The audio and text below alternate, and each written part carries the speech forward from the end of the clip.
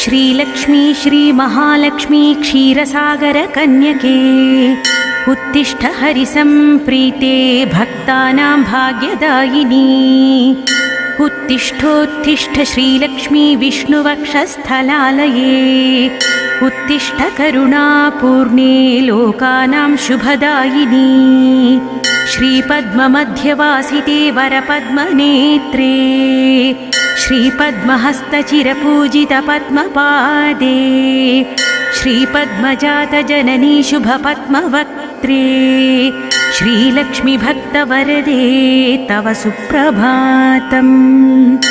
जाम्बूनदाभसमकान्तिविराजमाने तेजोस्वरूपिणि सुवर्णविभूषिताङ्गी सौवर्णवस्त्रपरिवेष्टितदिव्यदेहे श्रीलक्ष्मीभक्तवरदे